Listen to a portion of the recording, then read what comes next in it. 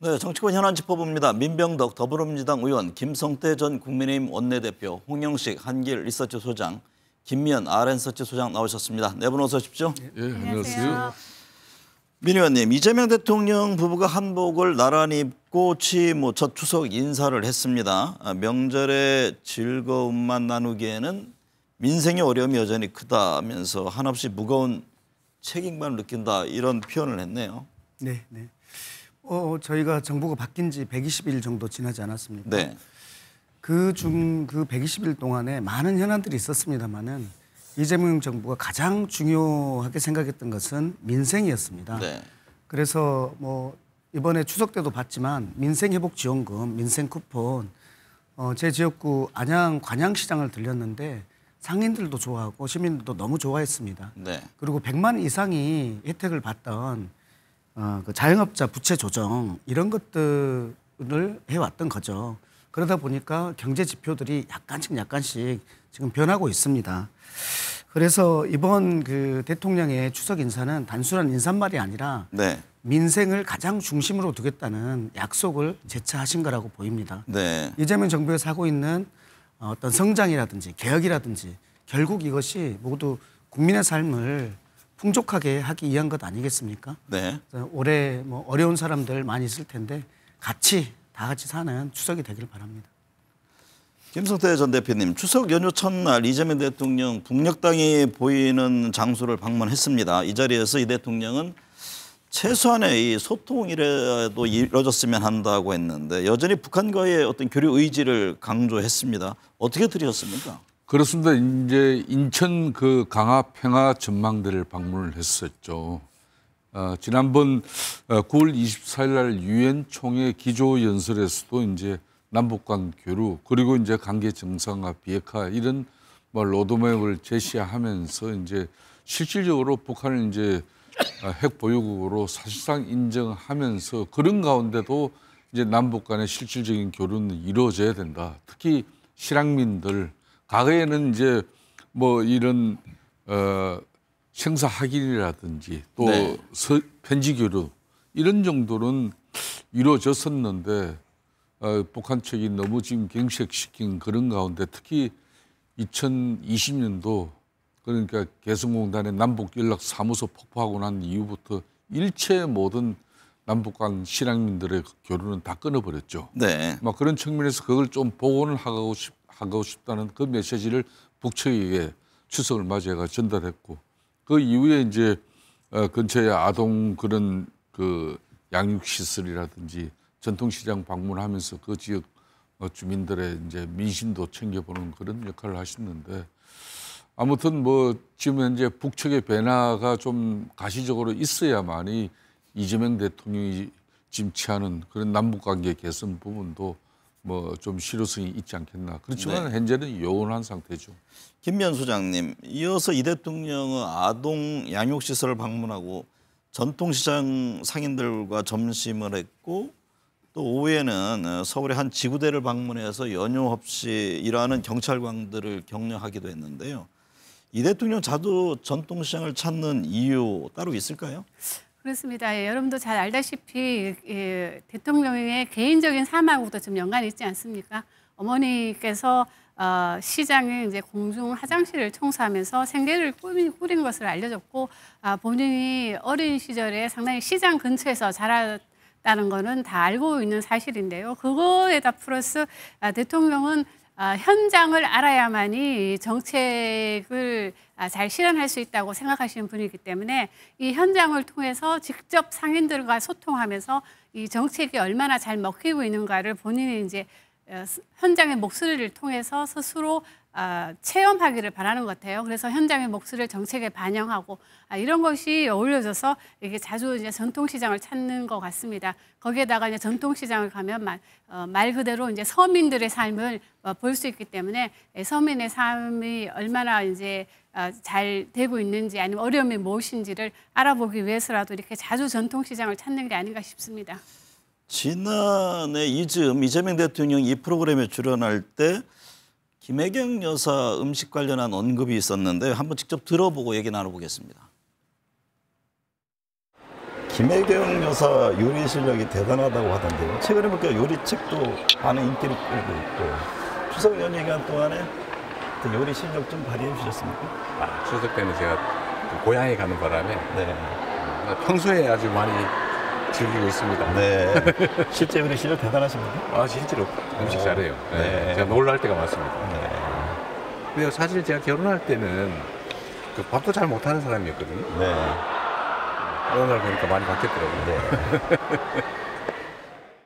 네. 이번 추석에는 어떤 요리 드실지 궁금합니다. 민 의원님, 이재명 대통령 징검다리 연휴인 10일에 연차를 쓸 거다. 공식적으로는 휴일이다라고 말해서 공무원들 웃음이 터졌다고 하는데요. 공식적이라는 말에 웃음이 터진 게 아닌가 싶은데 비공식적으로 공직자에게 휴일이 없다 이런 의미일까요? 네, 네 맞습니다. 그 비공식적으로 공직자에게 휴일이 없고 실제로는 못 쉴 거다. 공식적으로 휴일이라고 하지만 네. 이 부분에 대해서 거기 있는 공무원들이 모두 다 알았기 때문에 그렇게 웃음을 터뜨리지 않았나 싶고요. 추석 연휴입니다마는 뭐 대통령실도 그렇고 정부 부처도 대체로 긴장을 유지하면서 그렇게 쉬지 못할 겁니다. 그리고 선출직 공직자들 같은 경우는 실은 주말에는 이제 지역구 행사를 하고 또 간담회를 하고 지역에서 간담회를 하는 것들이 있어서 네. 실제로 휴일이 없습니다. 저희도 연휴 바로 끝나면 국감이 시작하거든요. 13일부터 국감이 시작하기 때문에 실제로 추석 당일 지나고 나면은 모두 다 출근해서 일하고 있을 거라고 봅니다. 네. 홍영식 소장님, 추석 연휴를 앞두고 코스피 주가지수가 3,500을 돌파했습니다. 이 대통령은 코스피 5,000 시대를 공약으로 내걸기도 했는데요. 이번 코스피 3,500 돌파로 정책 공약 실현에 청신호가 켜졌다 이렇게 봐야 할까요? 일단 이재명 정부에서는 현금의 흐름을 비생산적인 부동산보다는 산업으로 흐르게끔 한다는 것이 기본 기조입니다. 그런 상황에서 특히 지금 최첨단 미래산업에 많이 자금이 흘러가게 하려고 하는 것인데 네. 지금 이제 추석 전에 3,500을 돌파했고 이제 정책적 목표는 임기 내 5,000도 돌파하도록 하겠다 이건데 모르겠습니다. 5,000까지는 모르겠습니다만 일단 시작 출발은 좋은 상황이라고 보여집니다. 네. 대체적으로 보면 추석 전보다도 추석 후가 주식의 상승폭이 좀 더 높습니다. 그래서 추석 전도 이미 3,500을 돌파를 했는데 상황에 따라서는 현재의 상황이 이어지면은 3,500 이상의 추석 이후에도 지속되지 않을까 이렇게 보여지고요. 단지 지금 현 시점에 3,500을 돌파한 것이 현 정부의 어떤 정책적 효과인지 반면 이 지금 오른 종목들이 그 반도체나 최첨단 산업 즉 산업적 호황기에 맞물려 있는 업종들입니다. 해서 이것이 어느 것이 영향이 더 큰지는 지금 정확하게 판단하기가 어려워서 실제 5,000을 돌파를 하려면은 정책적 이 효과도 있어야 되고 또 산업적 전 세계적인 어떤 그 경기와도 맞물려야 되어서 5,000 돌파 여부는 좀 더 두고 봐야 될 게 아닌가 보여집니다. 김성태 전 대표님, 이재명 대통령이 오늘로 예정됐던 예능 프로그램 방영 시기를 늦춰달라고 요청했습니다. 해당 프로그램 출연은 국정자원 화제 수습 시기와 맞물려서 공격의 빌미가 되기도 했는데요. 국민의힘 반발이 특히 거셌지요? 뭐 국민의힘 반발이 거세기 때문에 대통령실에서 이제 냉장고를 부탁해라는 그 예능 프로그램을 뭐 추석 날짜 그러니까 밤으로 이제 이렇게 연기하는 그런 결정을 내린 것 같은데요. 이거는 뭐 단순히 이제 제1야당인 국민의힘이 반발했기 때문에 저걸 방송을 연기 요청했겠습니까? 그만큼 이제 국민 여론이 지금 현재 특히 이런 국정자원 화재 그런 수습 사건을 수습 시기와 맞물려 가지고 이렇게 예능을 촬영했고 또 그 부분에 대해서 이제 국민의힘 주진우 위원이 구체적인 의혹 제기를 한 부분에 대해서 이거 전부 다 처음에는 녹화 이 사실 자체를 갖다 완전히 부인했어요. 그렇기 때문에 당시 화재 당시 이 부분에 대통령실의 초기 대응 방식은 허위사실 유포로 해서 법적 대응하겠다는 그런 아주 강경한 입장이었어요. 그렇지만은 이후 촬영 당시에 정황이 담긴 그런 사진이나 또 영상 이런 게 속속 공개가 되니까 대통령실에서도 인정하면서 또 입장을 이제 뒤바뀌었지 않습니까? 네. 저는 그런 측면에서 이게 행안부 중앙재난안전대책본부에서 지난 9월 28일 오전 9시 기준으로도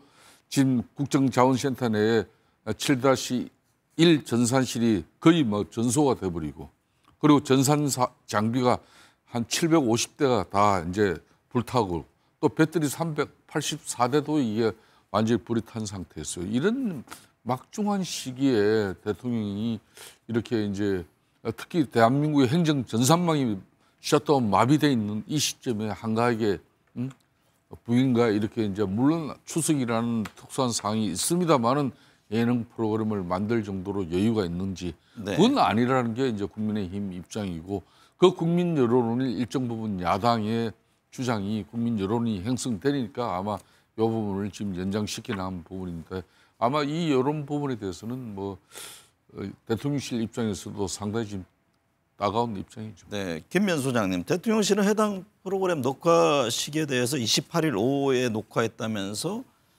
촬영 전후로 이 대통령이 중대본 회의 등 필요한 조치를 지시했다고 강조했습니다. 야권을 중심으로 국정자원 화제 책임론이 거듭 제기되자 이게 불필요한 논란을 차단하기 위한 것으로 보이죠. 그렇습니다. 그런데 이제 위기 속에서 대통령이 문제 해결에 오히려 집중하는 모양새를 보여주는 게 맞지 이러한 예능을 촬영하는 것이 맞느냐 하는 것에 대해서는 많은 사람들이 좀 의견을 가질 수 있다고 보여집니다. 그럼에도 불구하고 우리가 이제 잘 보아왔듯이 이재명 대통령은 이런 위기 관리 시기에 상당히 적극적으로 행보를 한다는 거는 이미 누가 이야기하지 않아도 다 알고 있는 사실이라고 보여지고요. 그럼에도 불구하고 이러한 위기 속에 이런 논란을 일으킬 일을 왜 굳이 했을까? 저는 좀 그런 생각이 좀 들거든요. 네. 저는 이거는 대통령 성격하고 좀 관련이 있는 것 같아요. 왜냐하면 대통령이 이걸 오후에 지금 녹화를 했다는 거잖아요. 28일 오후에. 대통령 생각에는 아마도 이게 화제가 이제 진압되고 있다는 보고를 받았고 이거 할 거면 그냥 오늘 다 하고 말자. 이런 실용주의 성격이 저는 한몫을 했다고 보여집니다. 네. 그러나 또 한편으로 본다면 이런 게 이미지 관리를 위한 소통 아니냐, 진정성 있는 소통이 아니라 보여주기식 소통 행보 아니냐 하는 이런 의문을 제기하는 측도 있거든요. 근데 아까 우리가 보여준 것처럼 이제 이 여사님이 상당히 요리를 잘한다고 하니까 요즘에 이제 K컬처가 유행이다 보니까 K푸드를 널리 홍보하고 싶다는 그런 욕구 때문에 아마 냉장고를 부탁해 프로그램에 지금 참여를 한 것 같아요. 네. 그럼에도 불구하고 위기 속에는 이런 좀 불필요한 외부 활동을 좀 자제하는 것이 맞지 않나 싶습니다. 홍영식 소장님, 긴 추석 연휴입니다. 추석을 맞아서 민심의 밥상머리에는 어떤 것들이 핵심 이슈가 될까요? 우리가 전통적으로 이 명절 때에 이야기가 하지 않는 거로 이야기하는 게 정치 문제 이야기를 하죠. 네. 정치 문제. 두 번째는 청년들한테 스트레스를 주는 이야기, 결혼 문제라든가 취업 이야기를 하지 않는다. 이렇게들 많이 이야기를 하고 있죠. 지금 상황으로 봐서는 정치는 더 양극화되었고 청년 세대들의 어떤 그 취업 고용 문제는 더 어려워져 있기 때문에 아마 그런 문제는 역시 이번 추석 때도 크게 이야기를 하지 않고 서로 조심하지 않을까 이렇게 보여지고 대신 정치나 어떤 청년의 그런 문제에 대해서 그것이 우회적으로나 또는 간접적인 어떤 문제로서 현재화되는 어려움을 겪고 있는 문제는 이야기가 될 것 같습니다. 네. 그래서 집안의 어떤 그 경제 민생, 가정 내에서의 경제의 어려움이나 이런 이야기들 또 하나는 어떤 그 세대 문화와 관련해서 직접적인 거는 표출이 되지 않더라도 간접적으로 어떤 한류나 여행과 관련된 문제 이런 식으로 어떤 이야기가 진행되지 않을까. 그러나 그럼에도 불구하고 그 이야기들은 내면에 깔려 있는 것은 반정치적인 문제와 세대의 문제, 특히 청년들의 어려움이 그 곡선으로 깔려 있지 않을까 이렇게 보여집니다. 김성태 대표님, 국민의힘은 자신들이 배출한 이명박, 박근혜 두 전직 대통령에게 추석 선물을 보내지 않기로 했습니다. 이재명 대통령도 두 사람에게 선물을 보냈다는데 정작 친정이라 할 수 있는 국민의힘이 선물을 보내지 않는 이유는 뭘까요? 지금 국민의힘 사정이 그만큼 녹록치 않다는 겁니다. 네. 그러니까 이제 보통 이런 추석이나 설 명절 때 같으면은 당의 원로들, 그러니까 전직 당 대표를 포함해서 전직 대통령들에 대해서 당 지도부가 이렇게 명절 선물을 보낸 것은 오랜 관례였어요. 이번 같은 경우는 그런 관례를 또 이렇게 뭐 지키지 않는 대신 그 비용을 가지고 군부대나 또 노인종합 복지관을 통해서 기부를 했습니다. 네. 그만큼 이제 국민의힘이 다시 국민들의 신뢰를 회복하기 위해서는 기존의 인식을 탈피하겠다는 그런 거예요. 그러니까 이재명 대통령과 김혜경 여사가 이제 뭐 추석 앞두고 이렇게 예능 방송 이렇게 이제 녹화한 부분에 대해서 엄청난 논란이 이제 벌어지고 있지만은 이걸 단순히 야당 입장에서 그냥 공격만 한 게 아니에요. 그만큼 우리는 지금 처절하게 지금 현재 민생 현장이라든지 특히 정치가 이렇게 천박해지면서 국민들에게 엄청난 지금 현재 갈등과 반목 그런 불평등을 심화시키는 그런 정치에 대해서 국민의힘부터 좀 변화돼야 되겠다. 그런 측면에서 이제 전직 대통령에 대한 그런 선물도 자제하고 또 정치권 안팎에서 이렇게 명절 선물 가지고 불필요한 오해나 또 그런 또 지난 설 같은 경우는 이제 뭐 유튜버들한테까지 선물 보내가지고 불필요한 논란이 상당히 커졌지 않습니까? 네. 그런 논란 자체도 이제 지금은 이제 구실이 될 수 있기 때문에 그래서 이제 뭐 전직 대통령 두 분도 선물을 피한 겁니다 이번에. 민병덕 의원님, 일본의 집권 자민당 신임 총재로 다카이치 사나에 전 경제안보 담당상이 선출됐습니다. 여자 아베, 뭐 강경 보수를 넘어서 극우 성향으로 분류되는 그런 인사잖아요. 한일 관계 개선을 내세우는 이재명 정부의 행보에 어떤 영향을 줄까요? 네, 맞습니다. 저희도 그렇지만 일본 정치도 큰 도전이라고 봅니다. 최초의 여성 총리예요. 네. 그런데 말씀하신 것처럼 여자 아베, 구구 성향까지 보였다는 얘기죠. 우리 과거사 문제라든지 독도 관련 발언이라든지 이런 부분에서 굉장히 주변국들의 긴장을 일으키는 발언들을 많이 해오셨 분이기 때문에 굉장히 애의주시하고 있는 것은 맞고요.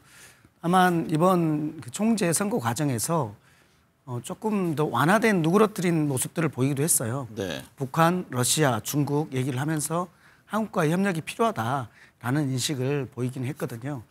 어쨌든지 간에 이재명 정부는 지금까지 국익 중심의 실용 외교를 해왔습니다. 네. 뭐 이념이 아니라 현실, 그리고 경제 이 중심의 외교를 해온 거고요. 과거사 문제에 있어서도 원칙은 지키되 우리가 협력해야 되는 경제나 기술 이런 분야와 협력해야 되는 부분에 있어서는 협력을 하겠다라는 그런 태도를 지켜오고 있고요. 그래서 결국 이 다카이치 총재가 어떤 태도를 취하든지 간에 이재명 정부는 국익 중심의 실용 외교를 굳건하게 지켜나가겠다.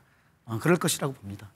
김성태 대표님, 다카이치 사나의 신임 자민당 총재, 방금 이제 말씀하셨습니다만 과거 일본의 전쟁 책임 공개적으로 부정하고 있고 또 야스쿠니 신사 참배하고 독도 또 자기네 땅이라고 우기고 어떻게 대응을 해야 할까요?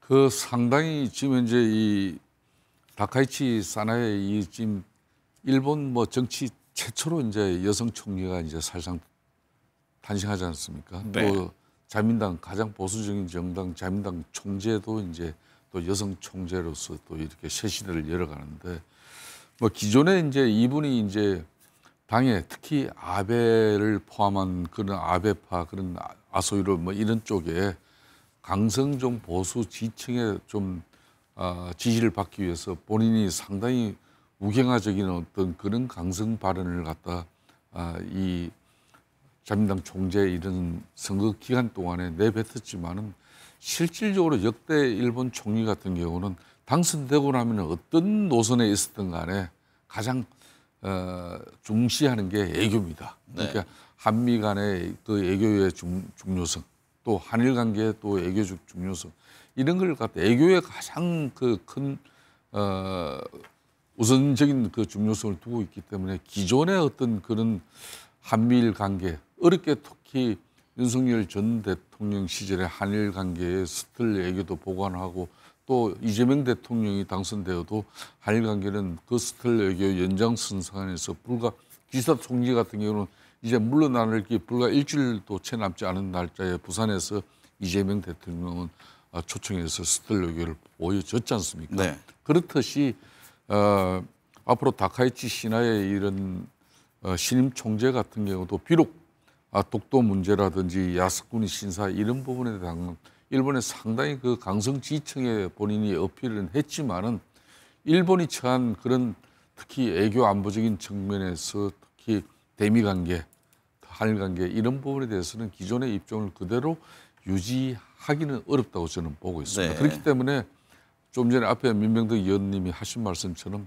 이재명 대통령의 뭐 그런 한일 관계 방식은 우리가 좀 더 실용적으로 특히 국익에 우선해서 한일 관계 가져간다면은 뭐 과거의 역사성 같은 그런 감정적 문제만 가지고 서로 대립하지 않으면은 앞으로 뭐 한일 관계 크게 오래 저는 할 필요도 없다고 보고 있습니다. 김미연 소장님, 에이펙을 계기로 한국을 방문하는 트럼프 대통령은 신임 일본 총리와 만난 뒤에 방한할 것으로 알려졌는데요.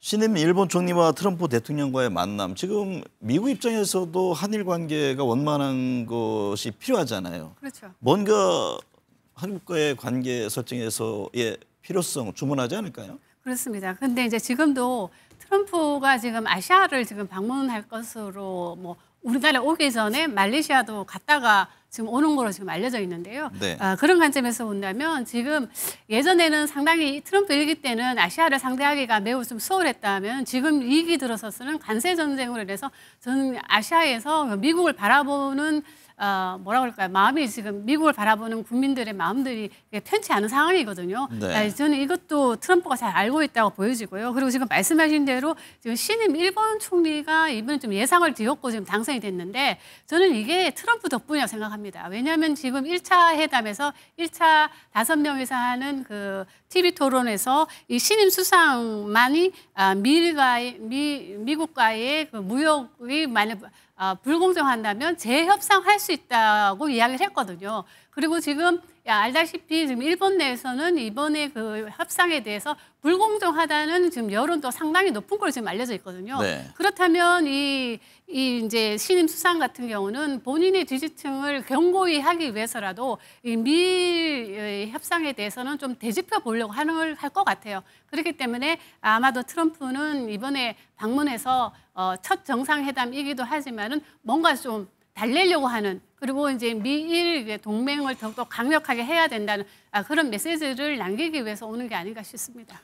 홍영식 소장님, 에이펙 정상회의에서 미국과 중국 정상 만남 등 굵직한 이슈 외에 과연 트럼프 대통령이 북한 김정은 위원장과 만날 것이냐 이 부분에 대한 관심도 있잖아요. 현재로서는 뭐 성사 가능성 낮다 이런 관측이 많은데 어떻게 보고 계세요? 일단 북미 또는 남북 정상회담과 관련해서 우리나라가 북한에 우리 대통령이 북한에 가 만나는 거 이런 거하고 달리 북한의 이 최고 지도자가 합방을 해서 우리나라에서 만난다든가 또는 북미 간의 어떤 이 만남은 우리가 생각하는 것보다는 훨씬 더 큰 의미를 갖고 있습니다. 우리나라 대통령은 그야말로 5년 대통령으로서 이 국가 지도자에 보면 북한은 종신제예요. 그래서 이런 그 지도자의 성격이 다르고 이 지도자가 북한에서 이 남쪽의 대통령이 방문하는 것과 달리 북한의 지도자가 남한에 내려와서 이 미국이든 남한의 이 정상하고 만난다는 것은 단순하게 그냥 만남으로 그 자체로 끝나는 문제가 아니고 뭔가가 남북 문제에 대해서 중요한 의사결정을 해야 되는 겁니다. 그러기 위해서는 지금 적어도 북미 정상 간에 만나려고 하면은 북미 간에 뭔가가 사전 조율이 있어야 되는데 지금 그와 관련해서 북한이 지금 이야기하고 있는 핵 보유국으로서의 사실상 인정 요구라든가 이 우크라이나의 지금 군사 협력 관계 이런 걸 놓고 본다면은 과연 이 짧은 시간 내에 북미 간의 사전 조율의 대화가 있을까에 대해서 쉽지가 않습니다. 해서 네. 지금 이런 상황에서 북미 간에 만나서 특히 북한의 정신제 지도자가 남한에 와서 북미 간에 성과 없이 만나는 것은 쉽지 않을까 이렇게 보여집니다. 민 의원님, 추석밥상에 이진숙 전 방통위원장 또 김현지 부속실장 이슈가 올라와 있습니다. 여야가 연휴 내내 치열한 공방을 벌일 것으로 예상되는데요. 먼저 공직선거법 위반 등의 혐의로 경찰에 체포된 이준석 전 위원장이 어제 저녁 석방됐습니다. 체포와 석방 과정 어떻게 보셨습니까? 네, 기본적으로 공직선거법 위반 혐의에 대해서 6번 출석을 안 했단 말이죠. 네. 그리고 공소시효도 임박하고 있는 상태예요. 그래서 제가 보기에 체포 자체의 적법성은 있었다고 보입니다. 거기에 대해서 법원도 체포 자체의 적법성에 대해서는 수사기관의 출두를 응하지 않았다는 이유로 이제 긍정을 했거든요. 네. 다만 법원에서는 조사를 이미 많이 했고 추가 조사할 필요성이 없지 않다. 즉 다시 말하면 체포의 적법성은 인정하지만 체포를 계속할 필요성이 있겠느냐라고 하면서 석방을 한 거거든요. 다만 여기에서 문제는 석방을 하면서 표현의 자유를 이유로 들었어요. 네. 근데 표현의 자유를 이유로 들면서 석방하는 것에 대해서 많은 국민들이 그래 표현의 자유면은 석방돼야 돼라고 이것을 객관적이라고 생각할 것인지 여기에 대해서는 좀 의문입니다. 네. 왜냐하면은 표현의 자유는 보호받아야 될 자유가 당연히 맞죠. 네. 그렇지만 그 자유 밑에 법 위반의 면죄부가 있는 건 아니잖아요. 네. 그래서 이 부분과 관련해서는 좀 국민들께서 의문이실 거다라고 봅니다. 김성태 대표님, 국민의힘에서는 경찰의 엉터리 소환, 짜맞춘 체포라면서 비판했네요. 예, 그렇습니다. 이게 사실상 추석을 앞두고 잡으라는 물건을 안 잡고 이렇게 사람 잡는 방식의 어떤 정부나 경찰의 그 태도에 대해서 상당히 국민들은 이번 이준석 방통위원장 이 체포건에 대해서 상당히 지금 대한민국의 지금 현재 민주주의 특히 이 정치가 엄청난 혼란스러운 과정 속에서 이게 일련의 공안정국이 형성되는 거 아니냐 하는 그런 큰 우려를 가지고 있어요. 그러니까 이준석 전 방통위원장이 경찰에서 소환 요청이 있었지만은 그 소환 요청 6번 자체가 3번은 쉽게 말하면 일반 서신으로 보냈어요. 네. 나머지 3번은 이제 등기인데 그 6번 다 을지훈련 내지는 국회에 출석하기 때문에 을지훈련이 8월 18일부터 21일 날 있었습니다. 그 기간에 그냥 3차례 정도 보낸 건데 이거는 국무위원으로서 을지훈련 관계 때문에 자리를 비울 수 없다. 그래서 이후에 출석하겠다. 분명히 변호사를 통해서 전달했고 네. 또 9월 27일 같은 경우는 이제 출석하기로 이미 경찰청하고 협의를 맞춰가지고 출석하겠다고 했는데 9월 28일에는 방송미디어통신위원회법이 국회에서 필리버스터가 진행되고 있었어요. 38시간 동안 그 자리에 가 있었습니다. 그렇기 때문에 이 지금 현재 경찰에서 6차례 소환했는데도 응하지 않았기 때문에 체포영장 발부받아서 긴급 체포했다. 세상에 대한민국의 공직선거법 위반하고 또 그리고 공직자 정치적 중립 의무 위반 때문에 이렇게 긴급 체포해가지고 그것도 수거까지 채워가지고 경찰서 구치소 50시간을 이렇게 수급만 해도 다시 이 체포 적부심 심사에서 이렇게 풀려난 사례 자체가 없어요. 네. 그만큼 엉터리로 경찰이 이 지금 현재 체포영장을 신청해가지고 한 사람의 인신구금을 통해서 자신들의 바보 못난 짓을 이렇게 국민들에게 보여준 것이죠. 그래서 앞으로 이 검찰개혁이라는 미명 속에서 사실상 검찰이 유지됐던 게 경찰의 원래 수사는 경찰이었죠. 그렇지만 이 영역 부분에 대해서 국민들이 이 문별한 경찰의 수사권 남용에 대해서 사실상 검찰이 그걸 견제하는 수단으로 검찰 조직이 있었던 것인데 이 검찰 수사권이 이제 완전히 박탈됐기 때문에 지금 그런 상황에 대해서 더 큰 국민적 우려가 있는 거고 세상에 방통위원장 장관급 자리 면직 방송미디어법으로 날린 것도 모자라가지고 하루 만에 이런 내용 가지고 또 수거까지 채워가지고 체포하는 이런 해프닝 이거는 국민들이 쉽게 납득하기 참 어려운 짓을 이번에 한 겁니다. 네. 김미연 소장님, 국민의힘은 이준석 전 위원장 체포 관련해서 김현지 부속실장을 지적하고 있습니다. 국감 출석 등등 관련해서 논란이 되곤 했는데 이진숙 전 위원장의 체포안과 관련 연계해서 추석 밥상에 김 실장 논란을 올리겠다 이런 의미가 있을까요? 그렇다고 보여집니다. 지금 그리고 언플보다는 뭐 악플이 낫다고 하듯이 이 이준숙 전 위원장은 뭐 체포됨과 동시에 상당히 체급이 지금 보수 내에서는 좀 올라갔다고 보여지는데요. 그런 관점에서 본다면 이 김현지 부속실장과 이준숙 전 위원장 체포는 제가 봤을 때 아까 말씀하신 대로 이준숙 전 위원장은 장관급이었잖아요. 그렇다면 이 두 분의 급은 좀 안 맞는 것 같아요. 급도 안 맞고 김현지 부속실장은 또 국정감사에 나온 걸로 알고 있는데요. 나올 걸로 보여지고요.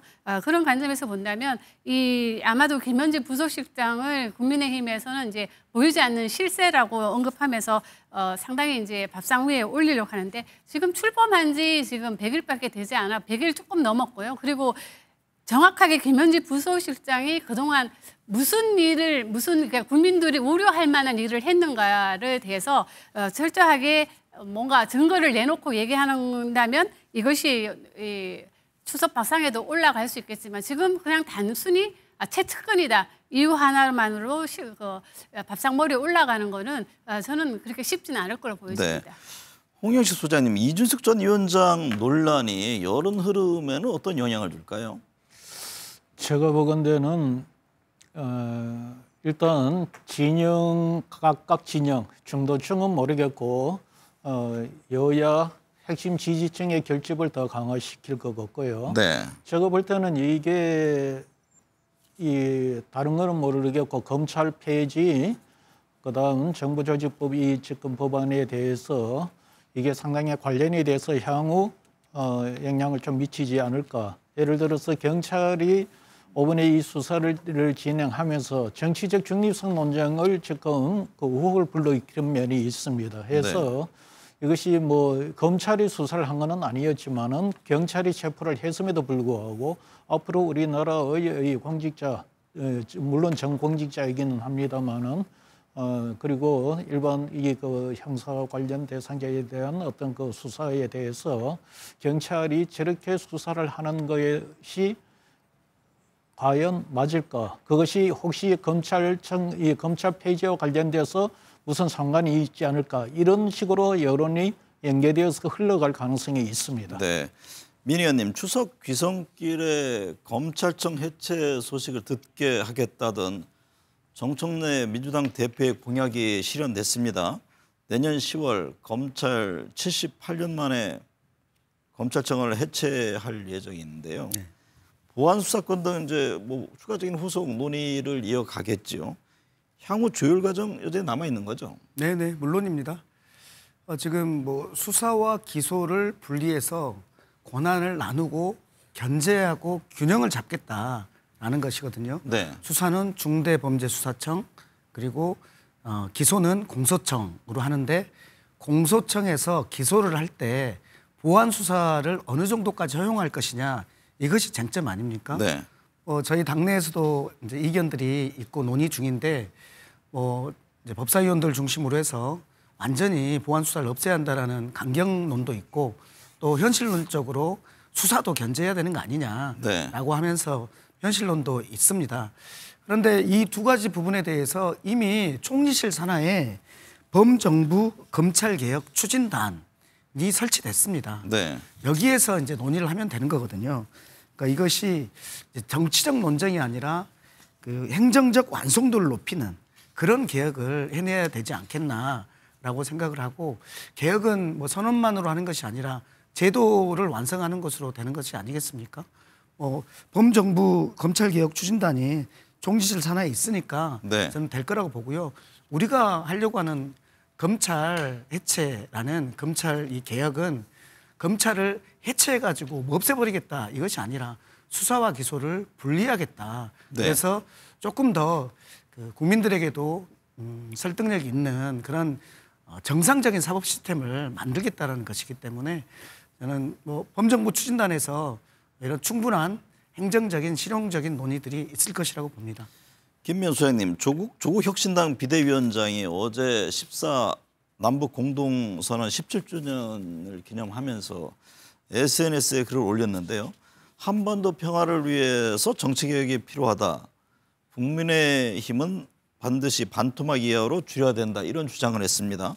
배경이 뭘까요? 뭐 내년 지방선거를 겨냥해서 한 이야기 같습니다. 그리고 이제 본인은 이제 세빙선이 아니라 망치선이 되겠다고 했거든요. 그런 의미에서 본다면 국민의힘 지지율을 국민의힘의 를 반드시 반토막 이하로 줄이겠다고 주장을 한 건데 저는 좀 개인적으로 생각하면 좀 조국 혁신당이나 좀 제대로 좀 신경 쓰는 게 좋지 않을까 하는 생각이 좀 들었습니다. 왜냐하면 본인이 없애고 싶다고 해서 없애는 게 아니고 반토막 이하로 줄어들게 하는 거는 그건 국민들이 하는 일이거든요. 그거를 가지고 본인이 뭐 수사, 정치적 수사라고 생각은 하지만 그럼에도 불구하고 이 내년 지방선거에서는 상당히 조국 혁신당이 역할을 하겠다는 그런 의미로 보여지는데 그렇다면 여건이 약간 뭐 분열되는 것이 아닌가 하는 그런 우려도 낳고 있습니다. 김성태 전 대표님, 국민의힘도 가만히 있지 않았습니다. 오재준 국민의힘 최고위원이 나서서 조국 혁신당을 조국당과 혁신당으로 반토막 내는 게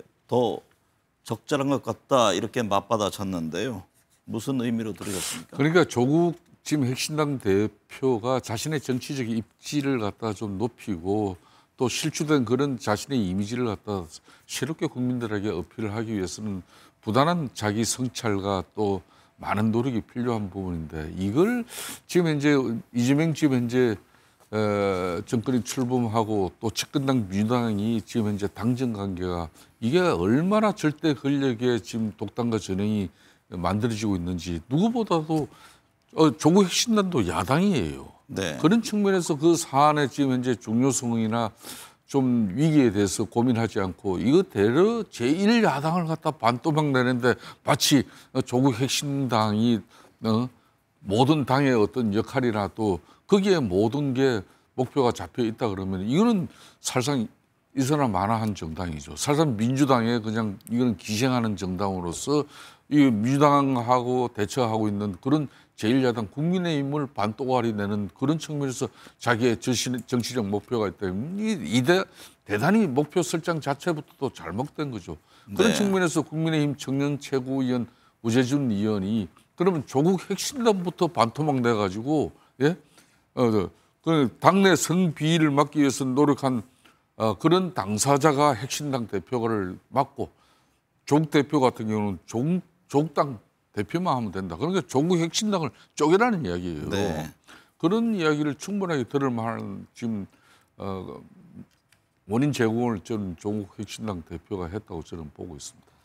내년 지방선거 이야기 좀 해보겠습니다. 김미연 소장님, 부산, 울산, 경남 PK 민심이 요동치고 있다고 하는데 특히 이제 부산, 박형준 부산시장과 전재수 해양수사부 장관 접전이 예상되는 모습이라면서요? 네, 그렇습니다. 지금 나오고 있는 이제 여론조사 결과를 보면 이게 현 시장과 그리고 전재수 장관의 지금 접전이 지금 이어지고 있는 걸로 나타나고 있습니다. 뭐 더불어민주당이 지금 그래프에서 보다시피 아주 소폭 앞서는 걸로 나타나고 있지만 완전히 초접전인데요. 근데 저는 이거는 내년 지방선거까지 이어질 걸로 지금 예상이 되고 있습니다. 그럼에도 불구하고 지금 민주당에서는 이 부산시장 탈환을 위해서 지금 뭐 최선을 다할 것으로 보여지는데 왜냐하면은 가능성이 있기 때문입니다. 네. 왜냐하면 대통령 지지율 지금 뭐 나중에 어떻게 될지는 모르니까 지금까지 나온 여론조사 결과를 본다면 대통령의 국정 지지율이 PK에서 나쁘지 않거든요.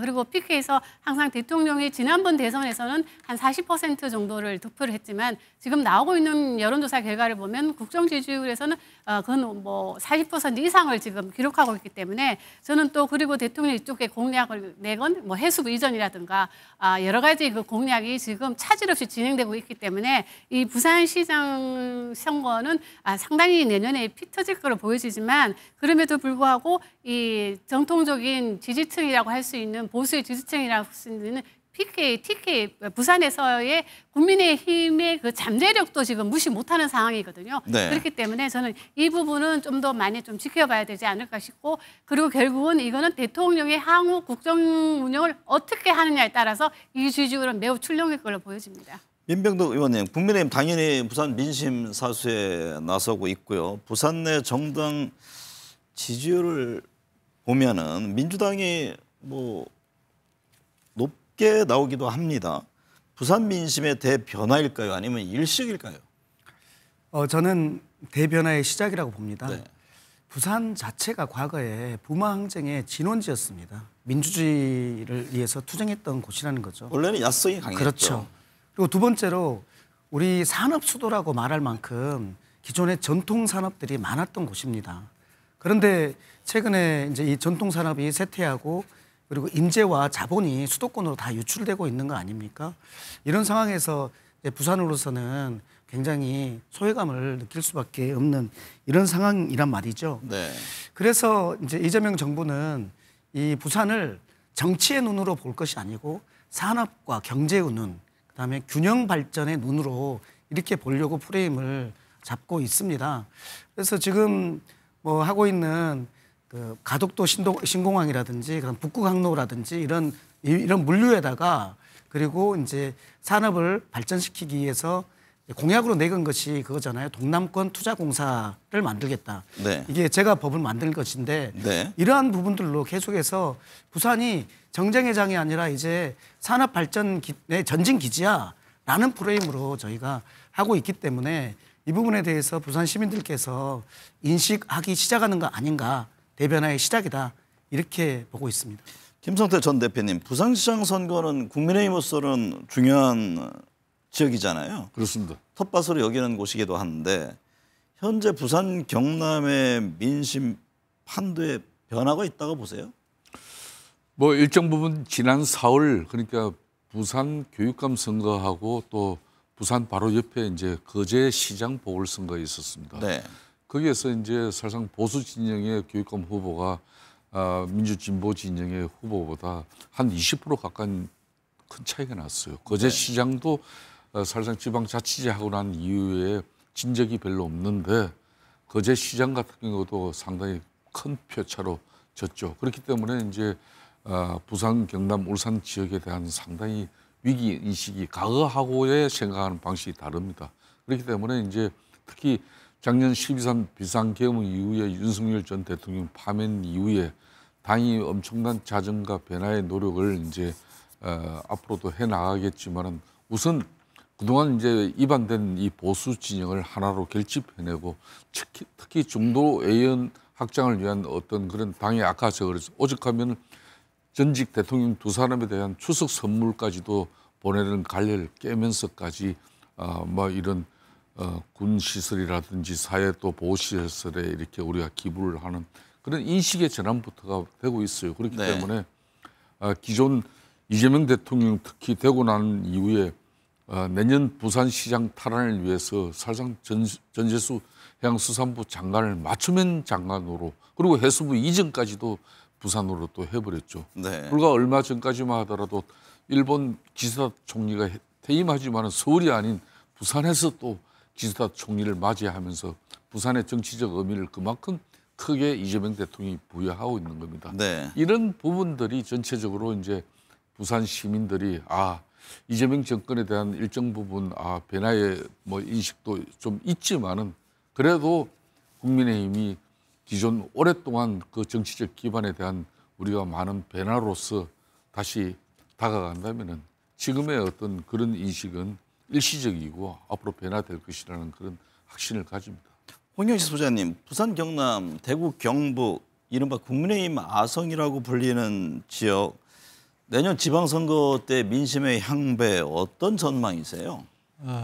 지금 이 민주당 정청래 대표가 좀 과격하게 표현해서 국민의힘에 대해 내란 정당 해체가 답이다 이런 식으로 표현을 하곤 했지요. 그런데 실질적으로 법률적으로 해체하는 것은 쉽지가 않습니다. 그러나 만약 영남의 이 4개 단체장 선거에서 좋은 성공을 끌어낸다면은 정치적으로 어떻게 보면은 국민의힘을 해체시키는 효과가 있을 겁니다. 어느 때보다도 지금 영남만 놓고 본다면은 그 국민의힘은 상황이 좋지가 않습니다. 탄핵당한 이후 정권 잃고 1년 만에 치러지는 그 여당 프리미엄이 작용하는 이런 선거이고요. 이런 상황에서 지금까지 나오는 여론조사를 보면은 특히 부산, 경남, 울산 지역은 이 지지율이나 전망 정도 수치가 보면은 오차 범위 내에 있습니다. 이건 무슨 말이고 하면은 선거에 두고 일단 구도는 선거의 결과에 영향을 미치는 게 구도가 한 70% 영향을 미치고 나머지 한 30%는 어떤 후보를 내고 어떤 지역 공약을 내느냐에 따라서 네. 영향을 미친다고 보는데 지금 오차 보면은 충분히 집권 여당으로서 내는 어떤 공약 그리고 인물에 의해서 판을 뒤집을 수 있는 특히 네. 대구와 부산은 신공항 문제가 있기 때문에 과거 같은 보수 진영 국민의힘의 완성만 생각하기는 좀 어려울 것 같습니다. 4분여 남았는데요. 경기 서울 짧게 한번 짚어보겠습니다. 김성태 전 대표님. 네.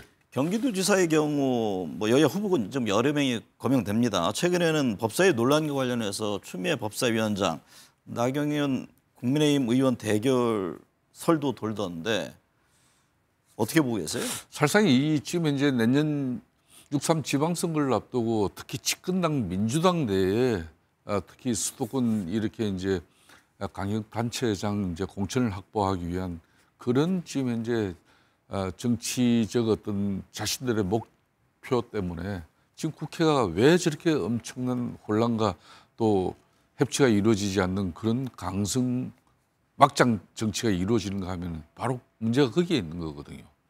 추미애 법사위원장 같은 경우도 내년에 분명히 정치적 목표가 있는 사람입니다. 네. 그렇기 때문에 저는 뭐 법사위원장으로서 그런 어떤 품행이라든지 또 역대 어떤 법사위에서도 보지 못한 그런 막장 정치를 보여주고 있는 부분이고 저는 그런 부분들이 대려 민당 내에 강성 지척을 의식한 그런 네. 한마디로 정치 행위이기 때문에 여기에 국민의힘이 같이 말려들 필요가 없습니다. 네. 나경원 의원은 지금 경기도지사 생각도 안 하고 있어요. 지역으로 아직까지는. 다르죠. 예, 그렇기 때문에 추미애 위원장의 뭐 정치적 목적만 분명히 부각될 뿐이죠. 네.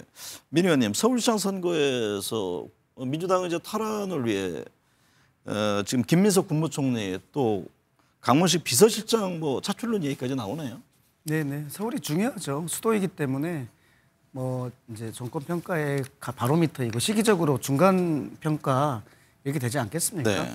그러니까 두 중량감 있는 인사들이 거론되는 것은 너무나 당연하다고 보이고요. 다만 이 두 분들이 실은 국정의 지금 핵심 라인들은 아니에요. 네. 그러니까 이분들이 바로 차출되기는 녹록지 않을 거고 다만 지금 그분들이 할 수 있는 거라는 것은 지금 각자의 자리에서 성과를 내는 것 이것이 나중에 어떻게 쓸지 모른다라고 보이고요. 기본적으로는 서울의 민심이 많이 바뀌었다고 봅니다. 네. 부동산 값이 오르면서 젊은 층들이 많이 경기도로 이주해 갔고요. 그래서 네. 많이 어려워진 것은 사실입니다. 그런데 더 중요한 것은 뭐냐면 서울의 민심이 어떤 이념이나 이런 것보다는 부동산, 물가 이런 그 현실적인 문제들과 관련해서 이제 관심을 갖는 유권자들이 많아졌다는 것이고 그렇다면 그러니까 새로운 시장은 누가 되느냐 이런 핵심보다는 서울의 삶을 어떻게 기본적으로 바꿀 수 있느냐라는 어떤 실용적인 리더 이런 분이 나온다면 저희는 충분히 탈환할 수 있지 않을까라고 생각하고 있습니다. 김 수장님께는 제가 짧게 이 질문 던질게요. 지금 여론조사 흐름은 민주당이 좀 우세한 걸로 나오는데 이 같은 흐름이 내년 6월까지 이어질까요? 뭐 몇 번의 출렁이는 기간이 있을 걸로 보여집니다. 그럼에도 그거는 이제 대통령 지지율하고 지금 연동이 돼 있기 때문에 대통령 지지율이 흔들릴 때마다 이런 조사를 하면 똑같이 흔들릴 걸로 보여지는데 그런데 아시다시피 도전하는 것보다 수성하는 게 훨씬 더 어렵습니다. 그렇기 때문에 국민의힘은 수성을 해야 되는 입장이기 때문에 지난 3년간의 그 민선 행정에 대한 이제 평가를 받아야 되기 때문에 저는 뭐 국민의힘이 훨씬 더 어렵지 않을까 싶습니다. 네, 오늘 내용 말씀 감사합니다.